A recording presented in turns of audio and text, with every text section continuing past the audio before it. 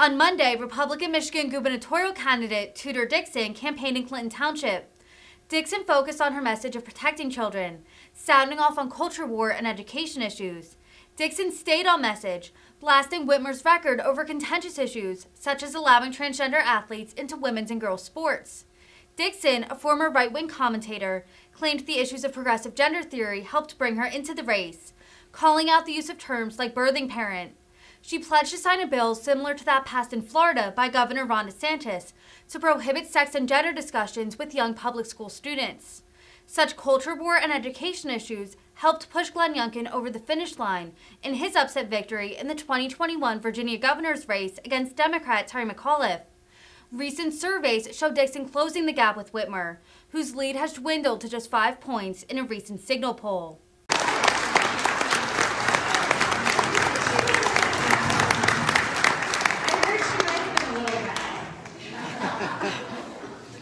You guys are a little bit quiet today for Macomb. I actually turned to my neighbor and I said, we're in Macomb County, right? Macomb's really loud usually. So I'm going to expect you guys to get a little bit louder. Are you excited?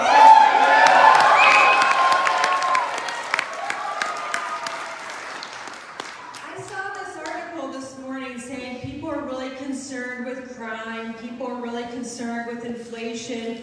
And then I saw a tweet come through from Gretchen Whitmer saying, I'm fighting for abortion and I'm fighting for voting rights. And I was thinking, keep doing that. Because I think people are a little bit concerned about the cost it is to fill up the tank of gas in the car. But notice that when I asked her multiple times about those things, she didn't seem to know how to respond. People said to me, actually, for the last 18 months, people have said to me, I'm afraid that you're too nice to do this. Are you going to be able to be mean enough? What if you get in that room with Gretchen? Are you going to be able to be mean enough? And multiple times I said, I don't think we have to be mean, I think we have to be right.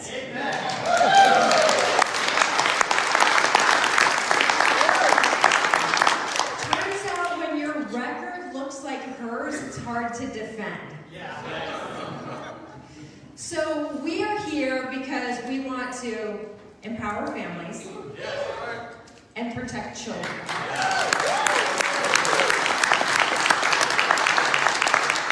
And that's really been the mission from the beginning. Because when we started this, well, it seems like such a long time ago now, when we started this 18 months ago, we were really protecting girls' sports. That was really important to us. We were protecting girls' sports. And then man, it morphed into just kind of protecting women altogether because we suddenly had Gretchen Whitmer out there calling people menstruating people. And I'm like, we're not saying women anymore? And really, that's the alternative? That's the best we could come up with? Never call me that. So we went from that to then the school, I guess it was the teachers union came out and said, we're going to change the term for mother to birthing parent. It's like, how bizarre can this become? And we were talking about this at one of our events, and a mom came up to me and she said, I adopted my kids, so where do I stand? I mean, that's how bizarre it's become. But as much as we laugh about this, it really has become a point of, you had Matt standing up here and saying, we're defending parents. We really are defending parents. And it's interesting to me because yesterday we had an event at a church, and this is like becoming the new thing now. I'm like going from church to church, which is very comforting. But yesterday morning when I was at my own church, the sermon was on, we're going through the 10 Commandments. And yesterday's commandment was honor thy mother and father. And we were talking about that, and I thought, interesting.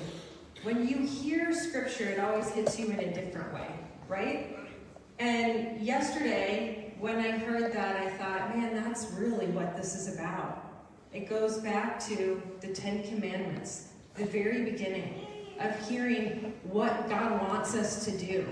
And that's not just me honoring my father and mother, or my kids honoring me, although at church yesterday I was like, are you listening to this?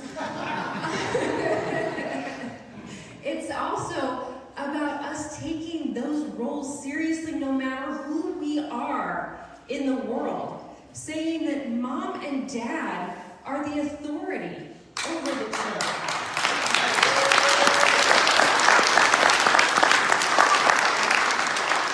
And that is one of the main reasons we're fighting so hard right now, because not only are mom and dad being cut out, but it's not working for the kids. If you look at our scores in school right now, our kids are failing. We are failing them.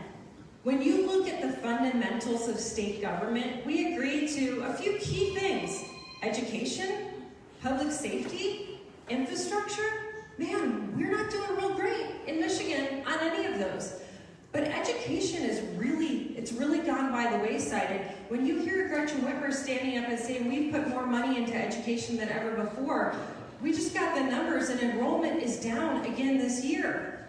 If enrollment continues to go down and there's not another option in the state of Michigan, what does that mean? It means either our kids aren't getting educated, our parents parents that can afford it are moving their kids into private school, or people are just leaving the state. And all of those things are really happening. But the sad part is people are leaving the state for exactly the reasons Matt was up here talking about. Parents feel like they're being shut out. Businesses feel like they're not being met as a partner by the state. And crime is skyrocketing.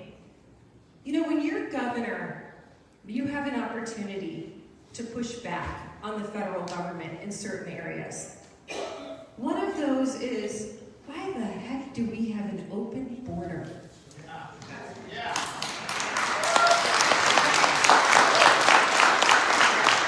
We went to the Oakland County Crime Lab, one of our biggest and really only significant crime lab in the state. We went there and the woman was showing us what she was testing, and she had this block of cocaine, and she said, and here's, I'm testing these 2 blocks of cocaine, and honestly, it was kind of surreal. Like, my gosh, that's just something you found down the street. And then she pulls out the same size block of fentanyl. And I said, how many people could that kill? And she said, oh, this would kill millions. Oh. Where did you get that? She said it was in a house right down the street from here. That's what we're facing, folks. And that's why we fight, because our kids, right now we're fighting for our kids in elementary school, but we're fighting just as hard, because when they get in high school, there's some bad people out there that want to introduce them to that fentanyl. And we've got to stop that from getting to them. So I like to say, when people say we have an open border, I like to say, but we don't really have an open border. We have a border that is controlled by the cartels who are making a lot of money. Nothing goes in and out of our border unless it goes through the cartels. They're making a lot of money bringing very bad drugs into our country. And that's why when Matt says he's going to fight to be tough on crime, it's important, because that goes back to honoring your father and your mother. And making sure that drugs don't discriminate, folks. It hits every family. I'm sure it's hit yours, I know it's hit mine. We've got to protect the next generation and every generation from this terrible scourge on our lives, and protect everyone. So when you hear Gretchen Whitmer talking about her main issues, doesn't it seem weird that they're not education and they're not crime? How can you possibly not talk about those things? But she'll tell you that she's done a lot with economic development. It's funny, because on the way here, we got a call from a legislator saying, man, all this money just went into economic development, and now the price of goods have gone up so much, we don't know if they can actually build the companies that they were planning to build with the money that the state has given them. Thank you for the Biden inflation. And yet this governor walked hand in hand with him. Yeah. I know, literally, we're like, is she holding him up, or are they just holding him up? We're not sure. We're not sure, but I love how all of the articles come out the next day, and they're like, it was so sweet that Gretchen Whitmer and Joe Biden were holding hands. It's like America's grandfather. And I thought, what would the headline have been if it was Tudor Dixon and Donald Trump holding hands? I don't think it'd be America's grandfather. No, probably not. But now I notice that they've decided that Joe and Kamala were not enough, so they're bringing in President Obama. Yes. That means they're nervous. Yeah. When you bring in President Obama, that means you're nervous. So we feel really good about that. And you should feel really good about that too. So we want you to know that the next 22 days are very crucial. And it seems surreal to me because we've been doing this for so long, talking to groups, and still we're meeting new people every day who are fighting for these same reasons to empower families and to protect children. And it's so important because right now, as we go across the state, we hear more and more families talking about the fact that they don't like this sex and gender stuff in schools. Why are we talking to our littlest kids about things that have nothing to do with the basics of reading, writing, and math? So I assure you that when we get into office, I will sign the bill that says, very similar to Florida, that we will not have sex and gender discussions in kindergarten.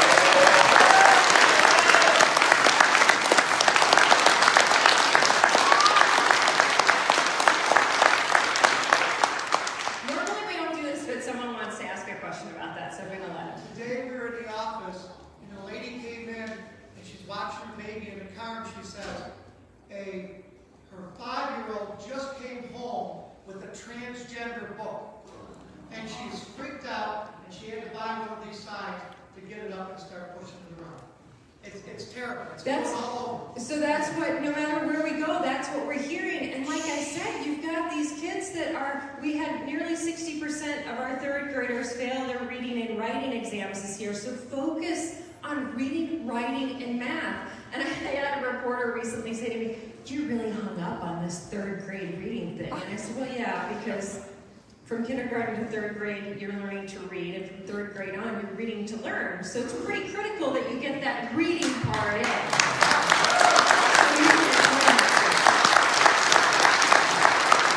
But she went on to say, don't you think you're being kind of a stickler on this? Aren't there some third graders that they just aren't going to need to learn by then? And I said, which third graders are those?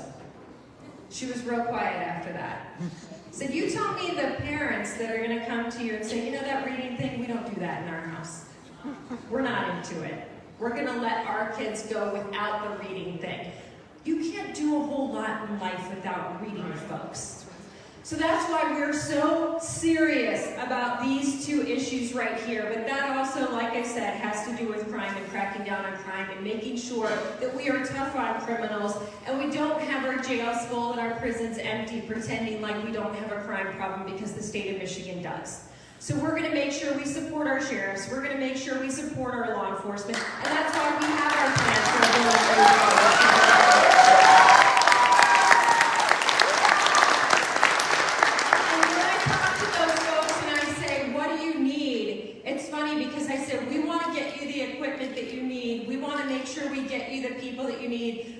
And they've said, we're down, folks. We're down men and women. We need people to fill these positions. But other than that, we don't want anything from you. Just get out of the way and let us do our jobs. And it'd be nice to have a little support. I've got their back 100%.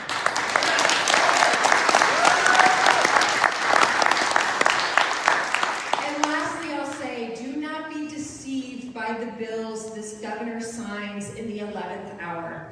As you see her signing bills saying that she's funding the police, do not forget that she was on the record saying she supports the spirit of defund the police. In fact, in her original vetoes, that's what it shows. She vetoed funding to the police. She has vetoed funding for families that wanted to adopt. She has vetoed funding for women who desperately needed a safety net when they were pregnant. The funding that she vetoes is directly correlated to the people who pay for her to continue running. Be aware of that.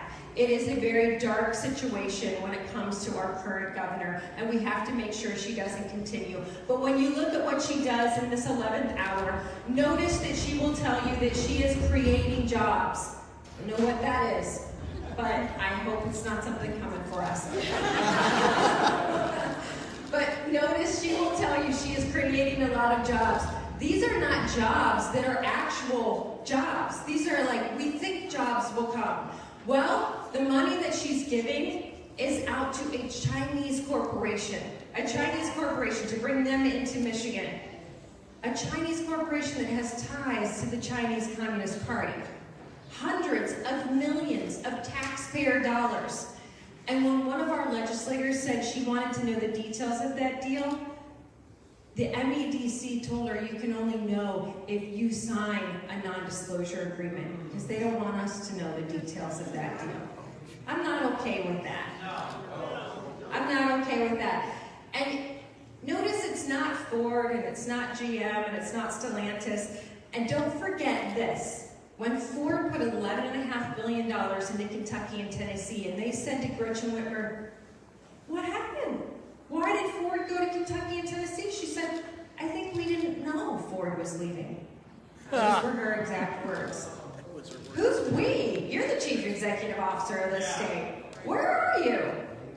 Now she's trying in the 11th hour to say, I'm building a bunch of jobs, I'm creating a bunch of jobs, I'm bringing in the businesses that maybe nobody else wanted, but I'm bringing them here to Michigan. Do not be deceived. We have lost 82,000 jobs. We've lost more than 3,000 restaurants. We've had the highest number of small businesses close under Gretchen Whitmer, only tied with New York, and I don't want to tie with New York on anything.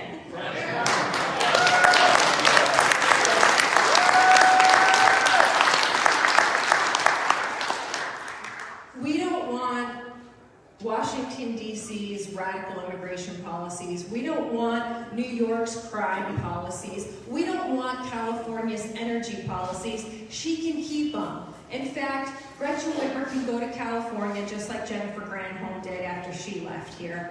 I don't care. But she cannot go to California. We are going to protect Michigan. We are going to bring her back, and she's going to be bigger and more beautiful than you have ever seen before. We are going to have world-class educations. We are going to have safe communities, and we are going to be the hub for businesses, because everyone is going to want to live in this state. I don't care how many people go to Florida. They have hurricanes and sharks, and we don't have that. So they got it wrong. I'm so glad that you guys got a little bit louder now. Make sure you go out and you are very loud when you talk about this election. Everywhere I go, I said I was going to leave you on something else. I'll just tell you this. Everywhere I go, we walk in and people go, I'm voting for you. And I'm like, what was that? I'm voting for you. Because people are very quiet right now. They're being very quiet because we're under attack by the Democrats. And you see this. You see the right to life worker get shot. You see the cars be spray painted. You see the signs get ripped out. The church is vandalized. The pregnancy centers are vandalized. You see all of this. But get a little louder now. Yeah. Because you need to tell people about this. When we came out of the primary, one of the reporters said to me, how could you possibly get the name ID that Gretchen Whitmer has? And I said, you know what? Everyone in the state is going to know my name, and Gretchen Whitmer's going to pay for it. And then I was like, it's kind of like the wall. We're going to build it, and Mexico's going to pay for it. Turns out Gretchen Whitmer's paid a pretty penny to make sure everybody knows my name.